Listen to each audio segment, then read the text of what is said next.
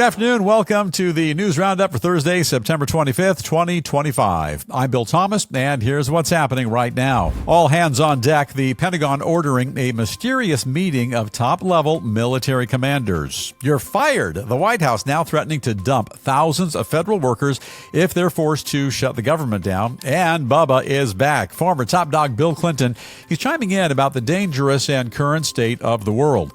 Also, Palestine calling for an end to the era of Hamas in Gaza, and taking your date on a trip to the movie theater, now officially in danger of becoming a thing of the past. All this and much more coming up right now on the Big Roundup.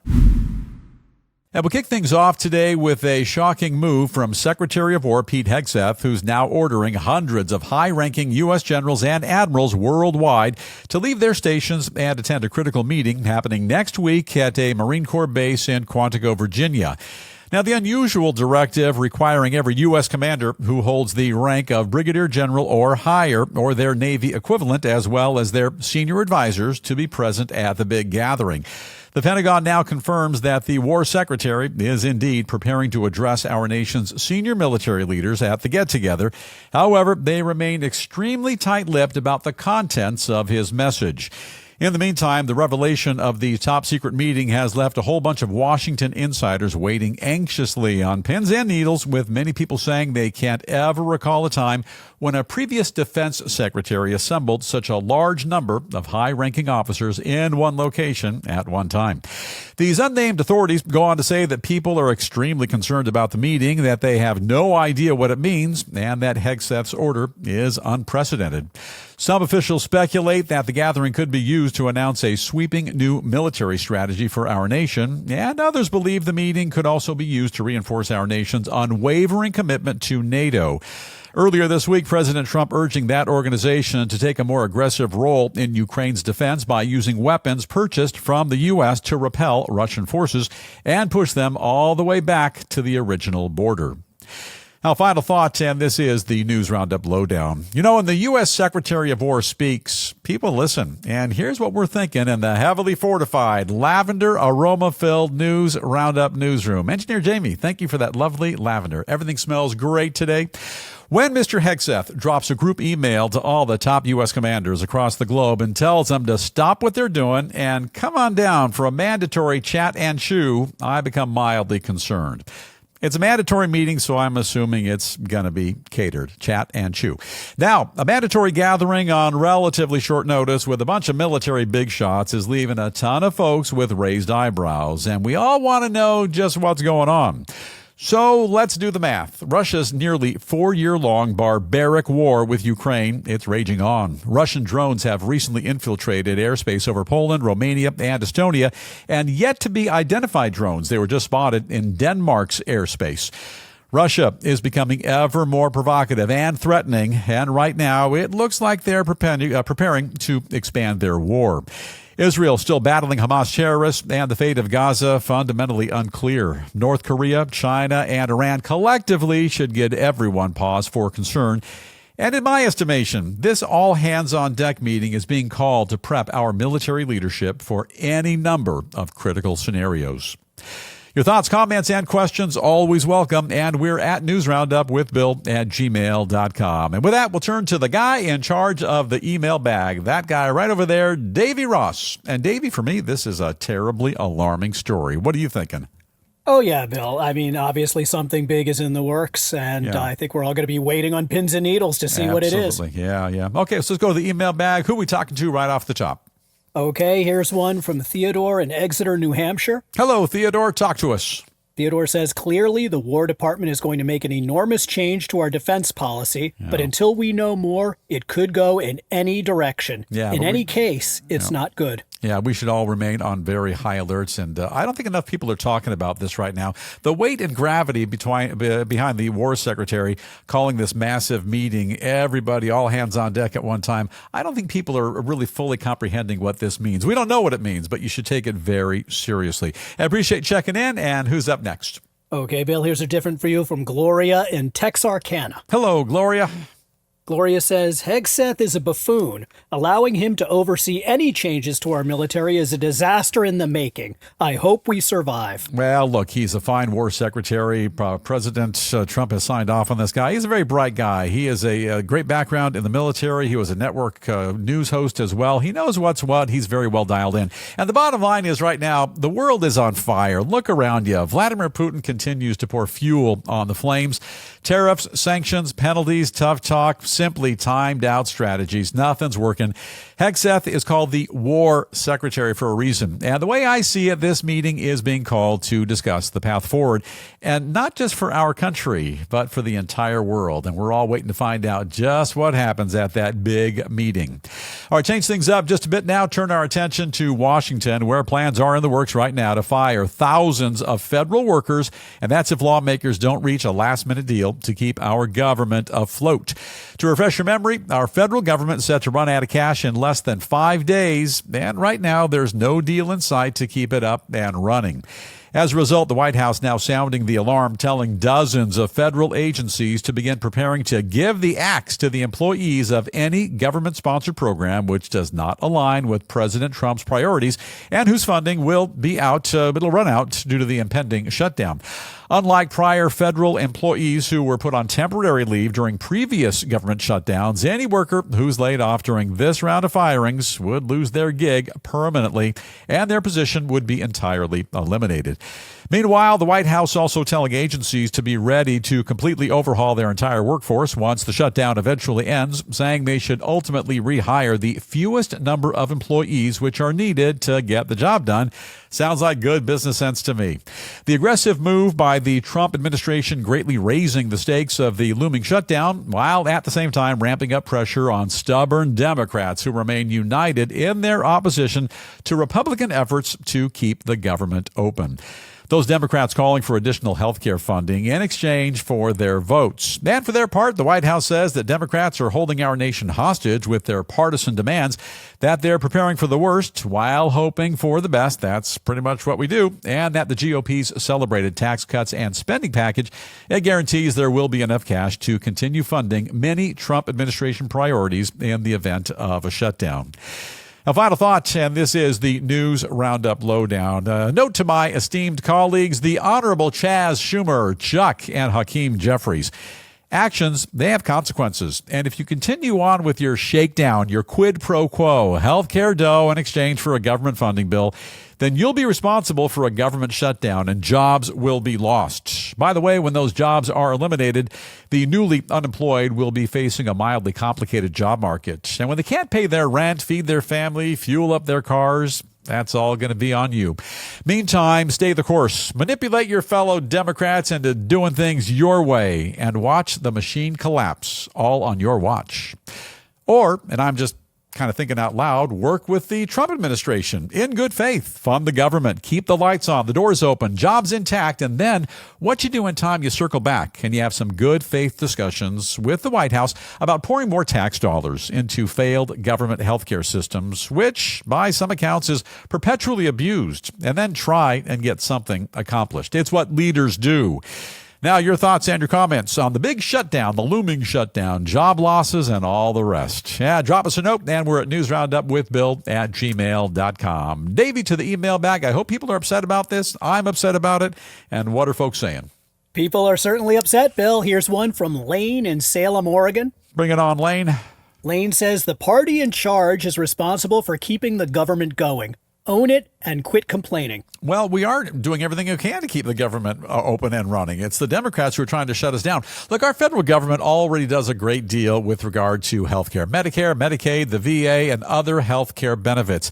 Instead of throwing more and more money into government programs, think about grants, maybe to big tech companies or some big companies. Encourage them to put in place affordable health care programs for everyone. I think Amazon is on the cusp of that. They're giving it a really good shot right now, and other companies could do the same thing with maybe a little government incentive. The private sector is the best path forward. So the government's going to shut down if the Democrats don't get what they want. And we're saying as Republicans, there's a way around this. There is a way to move forward.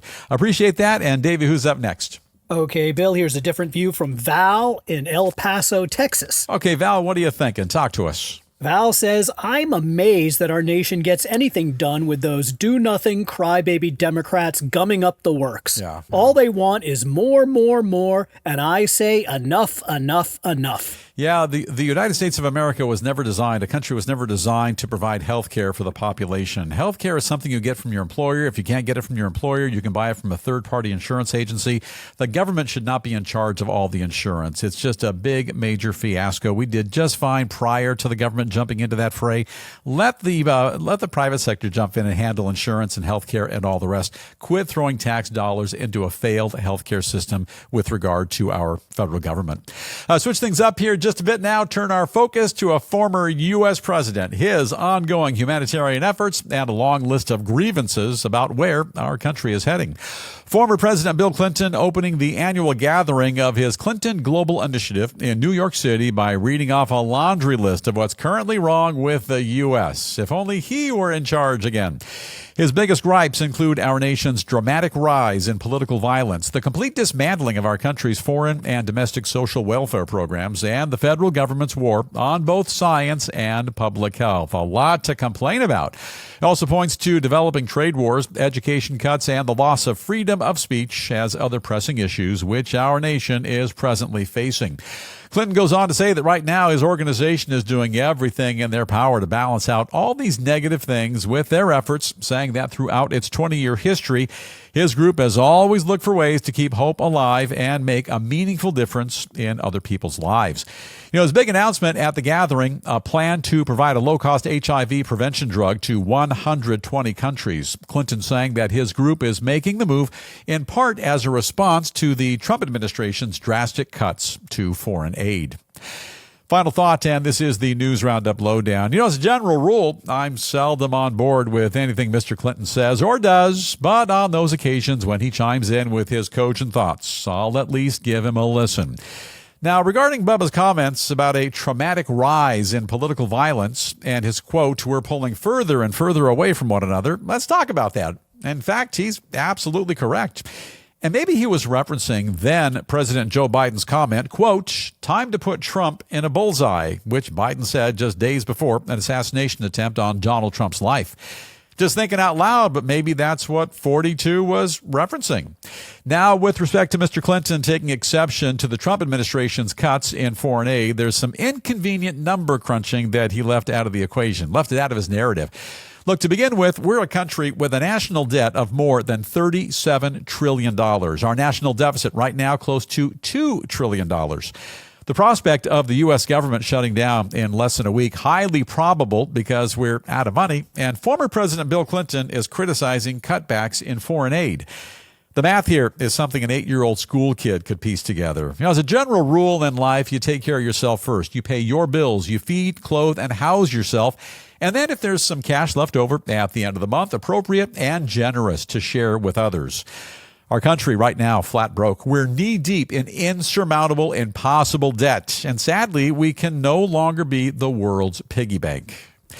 Drop us a note with your thoughts and your comments. We're at newsroundupwithbill@gmail.com. Davey, it's a big money issue, and what are folks thinking about this one? Well, Bill, let's start with Luke in Fargo, North Dakota, and he has a couple of questions. He says, is Bill Clinton still relevant? And does anybody care what he says? I think Bill Clinton is still relevant. I'm not a big fan of the Clinton administration, not a big fan of everything he did, everything he stands for, everything he says, but he was a 2-term president. I think collectively, now that the dust has settled, I think he's a reasonably well-regarded former president. When he speaks, we all should listen. I just take I take exception to what he's speaking about, the things he's saying. We can't be the world's piggy bank anymore. I appreciate you checking in. And Davey, who's up next? Okay, Bill, here's another one from Mallory in Little Rock, Arkansas. Hello, Mal. And she says, I truly wish Clinton could be president again. Those were great years for our country, unlike the perilous times we're facing now. These are perilous times, and he was a fine president for what he did. I didn't agree with everything he said and everything he did, but he was a fine 2-term president. But right now, I want to get back to what he was saying about criticizing the Trump administration for cutting foreign aid. Look, we live in a world of billionaires. You got Elon Musk, Mr. Bezos, Bill Gates, Captain Zuckerberg, and all the other players. Now, we all agree foreign aid is great and necessary, but Maybe we got to change up the paradigm. Instead of U.S. taxpayers, folks like you and I left on the hook for solving the world's problems, let's see if our country's zillionaires, they made their fortunes right here in America. Let's see if our country's zillionaires want to chip in, and maybe they can provide some foreign aid, and maybe they'll get a tax deduction. And in my mind, it sounds like a bit of a win-win. All right, a couple of additional headlines we are keeping a close watch on here in the News Roundup newsroom. The U.S. Coast Guard seizing over 5 tons of narcotics in the Caribbean Sea. Their big haul including more than 4 tons of cocaine worth nearly, check this out, $65 million on the street. Also, in a bit of breaking international news, China announcing sanctions on a half a dozen U.S. companies associated with engineering and technology, accusing them of military cooperation with Taiwan and effectively banning them from doing business with the communist regime. Also, in a video speech delivered at the United Nations, the leader of the Palestinian Authority condemning the 2023 Hamas attack on Israel, pledging that the terrorist group Hamas will have no role in governing the Gaza Strip when the war eventually ends, and promising that sooner or later, yes, the dawn of freedom will emerge for his people. And turning now to the world of business, a quick glance at a number of stories which are currently making waves in finance, commerce, and more. This may very well affect your bottom line. Amazon agreeing to fork out $2.5 billion as part of a settlement agreement with the Federal Trade Commission, the FTC. The online retail giant accused of tricking customers into signing up for their Prime memberships while making it extremely difficult for them to later cancel, and as part of the deal, agreeing to pay back $1.5 billion to customers. Also breaking right now, coffee giant Starbucks announcing plans to immediately shutter hundreds of stores throughout North America and Europe while simultaneously laying off 900 corporate employees, saying the moves are needed to improve their bottom line and that in the short run, they'll cost the company in the neighborhood of $1 billion. Now, I don't mind if Starbucks shuts down, as long as it's not the Starbucks in my neighborhood. And you can file this next one away in the Too Good to Be True column. The SEC, the U.S. Securities and Exchange Commission, the important guys, now accusing a couple of Miami-based businessmen of running a $112 million Ponzi scheme, claiming that the pair raised tons of cash by lying to investors about the financial performance of their numerous holdings, including the bankrupt retail giants they've scooped up and allegedly oversold along the way. Things like Radio Shack, Pier 1 Imports, and more. Isn't Radio Shack, David, the one that had the Battery of the Month Club? I'm not sure, Bill, but I loved Radio Shack. What can I tell you? I got my 8-track player at Radio Shack. I'm a big fan, even though they are bankrupt and out of business now. And now it is time for the lighter side of news, where we take a quick glimpse at a few exhilarating stories guaranteed to leave you breathless with wonder and delight. Kick things off today by taking a nostalgic ride along with the motorcycle jockeys of the CHP, otherwise known as the California Highway Patrol, or CHIPS. I love that show. A star of the popular CHIPS TV series from the late 70s and the early 80s, now revealing that his co-star and partner Eric Estrada actually had him fired from the hit show, and simply because Eric wanted to hog the glory all to himself. Now, actor Larry Wilcox, he played Officer John Baker on the program, says that Estrada, who played Ponch, gave the network an ultimatum, threatening to walk off the set unless they caved into his demands and give Wilcox the boot. You're off the show. Goes on to admit that for a long time, he was extremely bitter about the raw deal before eventually deciding life's too short to hold a grudge and then reigniting their friendship, which remains strong to this very day. You know, in the old days, there was nothing bigger or better on network TV than CHIPS. And because I was a huge fan of that show, I actually purchased and rode for a good chunk of time the same motorcycle that they rode on the show, the Kawasaki KZ1000. I hope my buddy Pranav, who does all the editing for the program, I hope he puts that motorcycle up on a picture right over my shoulder. That was the best motorcycle I ever had. Kawasaki KZ1000. Ponch and John had a great on-screen chemistry. They always had each other's back. And at the end of every episode, the motorcycle duo always saved the day. Ear-to-ear smiles, and life was grand. Now, however, the true Hollywood story finally revealed. Off the set, Ponch and John, they weren't pals. And Ponch actually had his crime-fighting friend, Officer John Baker, fired from the program. No. Well, you fast forward to 2025, and in true Hollywood style, they're friends again. All is forgiven, and 7 marry, 3 and 4. They can now cruise up and down the freeway with their crime-fighting pals. I remember those guys, Gautreer, Barixa, Grossi, and all the rest. By the way, producer Davey, there was a Chips 99 reunion movie, and there was also a Chips movie that came out in 2017, starring Dax Shepard. Love that movie. And I love a good movie. Where do we go from here? You like movies, Bill? I love movies. Well, here's a story about movies, or maybe not. Maybe not. All right, we'll turn now to the big screen and some very troubling news for theater owners throughout our entire country. This can't be good. According to a new poll, catching a new flick on a streaming service is now skyrocketing throughout the entire country, while taking a trip to the theater to check out the latest blockbuster is heading in the opposite direction. The poll says that within the past year, a growing number of American adults admit to skipping the theater in favor of streaming, saying that it's just more convenient and putting some of the blame on the high cost of tickets. What are tickets now, Davey? 12, 14, 15 bucks? If you get a discount, sure, yeah. Yeah, they're probably more than that. You toss in the quality of big screen TVs, they're pretty affordable as well, and a younger generation that's grown up on streaming. No wonder the film industry is struggling to catch up to their pre-pandemic attendance levels, with a number of folks now believing that, by and large, the previous charm of checking out movies in a crowded theater, it's about as popular as a Blockbuster video store. Yeah, it all makes perfect sense, and for the price of a couple of movie tickets, some popcorn, and a couple of Cokes, you can now buy a big screen TV, watch all the movies you want from the comfort of your very own climate-controlled front room. Also, you can talk on your cell phone during the movie, and no one's going to be there kicking the back of your seat for 2 hours. And you won't have to sit through 38 minutes of goofy theater commercials. That ruins it for everybody. And by the way, Davey, I don't know if you know this, I used to go to the movie theater twice a week, but everyone in the theater, they would get mad at me because when I had to take a bathroom break, I would make the projectionist stop the movie for a couple of minutes. That way I don't miss anything. And you might find this odd, but other people in the theater, Davey, they actually took exception to that. Is that unreasonable? That's very surprising to me, Bill. I mean, after all, you're probably a big fan, and they were lucky to have you with them. They were lucky to have me in that theater. By the way, thank you again, Uncle Jeff. He was the projectionist at the Bijou, who would always stop the movie and give me time to make a quick bathroom run. Now then, we'll run along to our next story, and I have no idea. Where do we go from here? Okay, Bill. Well, I think we're going to close out today with a story, about... we're sticking with the movies. How about the movie Marathon Man? You like that one? I remember Marathon Man. Don't know a thing about it, but I remember the name. What about it? Okay, well, this is sort of a related story to that. Related to the marathon. Finally, today we're going to race along to our next story, and in honor of their upcoming 50th anniversary, the staff of a popular network morning TV show now lacing up their running shoes. I know where you're going now. Marathon Man preparing to tackle the legendary New York City Marathon. Sorta, kinda. One slight catch. When the race kicks off on November 2, they're all going to be running the 26-mile-long course as members of a single relay team. That doesn't count.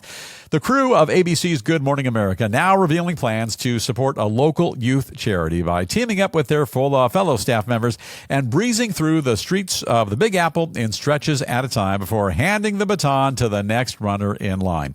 They say they're proud to make the best day of the year in the best city in the world even better with their participation and their perspiration. And in case you're wondering, they're definitely not expected to finish in first place. But even if they did, it wouldn't really count because they're only running in little stretches. Now, I don't mean to be a stickler, but if you're only running 2 or 3 miles in the New York City 26.2-mile marathon, you're not exactly an authentic participant. It'd be like me saying, I'll run the entire marathon, but only on my skateboard or on my pogo stick or on my Segway or on my KZ1000. That wouldn't be the real deal. I guess I'll sign off on it, though, because this does benefit a worthwhile charity. And by all accounts, it's probably not going to have any impact on New York City traffic. The marathon doesn't affect traffic, right, Davey? Well, I don't think traffic could be any worse in Manhattan, Bill. Yeah, marathon's not going to make what's already horrible more horrible. Happy 50th anniversary, by the way, to Good Morning America. I watched the big show in the old days when the program was hosted by David Hartman and Joan London, and that program is absolutely an American institution. Hey, share your thoughts and comments with us on the lighter side of news. We're at newsroundupwithbill@gmail.com. Davey, what you got? Okay, Bill, a lot of people checking in. They like these stories today, so Let's go with an oldie but a goodie. Marv in Fort Lauderdale. Hiya, Marv. And Marv says, Chips was a great show. William Shatner and Tom Selleck were terrific. William Shatner and Tom Selleck. You may have crisscrossed your stars. William Shatner would have been Davy Star Trek, and he had I think he's probably talking about T.J. Hooker, right? T.J. Hooker, yes. T.J. Hooker, a fine police program, but it wasn't Chips. I think it was after Chips, and nothing beats Chips. Marv, I appreciate you checking in. Go back to sleep. And Davey, who's up next? Yeah, I wonder what Marv is doing out there in Fort Lauderdale. Cindy from Naperville, Illinois. Hello, Cindy. Says, the reason adults don't want to watch movies in the theaters anymore is the younger generation. They spend the entire time playing on their phones, talking loudly, and ruining the experience for everyone. It does kind of ruin it for everybody. In the old days, people were a little more respectful of one another. They didn't have cell phones in the old days. And I don't think it was a problem as much as it is now with people constantly kicking your chair, the constant interruptions and disruptions, and far too many commercials before the movie begins. By the way, in the old days, at least when I was a kid, it was 2 movies at the walk-in or the drive-in. Now it's just one film, and before you see the film, all the commercials. It's not a good experience anymore. All right, Davey, one more and got to wrap it up. Okay, Bill, here's one from Fred in Scranton, Pennsylvania. Bring it on, Fred. What are you thinking? Fred says, I would definitely tune in to watch the Good Morning America team run a marathon. Yeah. If they ran in a straight line, made a beeline out of the city, and kept on going. Apparently not a big fan of Good Morning America. You know, every major network has their big network morning show. I've been watching Good Morning America on and off for decades and decades. It's a whole new cast now. It's a whole new vibe. It's a whole new program, but it's still Good Morning America. And as I said moments ago, it is an American institution. That's the first person I've ever heard of who's not a fan of Good Morning America. And now time for us to call it a wrap on the thrilling Thursday edition of the Big News Roundup. But before we go, and as we do each and every day here on the program, we share with you a very notable quote. And these illuminating words come to us today from Isaac Asimov, who said, people who think they know everything are a great annoyance to those of us who do. And those of us, Engineer Jamie and me and producer Davey, absolutely. Asimov, he was a well-known Russian-born American science fiction writer who's widely considered to be one of the best all-time among his magnificent works. The classic Foundation series, as well as a number of groundbreaking stories about robots. And didn't Isaac Asimov have those big, giant Elvis kind of sideburns, but they were gray? Is that the same? Is that the right guy? He did. You know, I think in one of his famous photos, he had those, enormous sideburns, right? His sideburns had their own zip code. And now it is time for us to bust out. And before we do, don't forget the News Roundup motto. Ask not what your podcast can do for you. Ask what you can do for your podcast. And what can you do? Simply subscribe to the program so you never miss a single episode. And it wouldn't hurt if you tell a couple of friends about us as well. And now it looks like our time is officially up, so have an awesome day today. Please stay safe. Let's all continue to watch out for one another. We remind you to do that every day. And now, Engineer Jamie, I'll implore upon you to please dim the lights. Let's fade to black, and we'll see you right back here tomorrow afternoon, finally a Friday.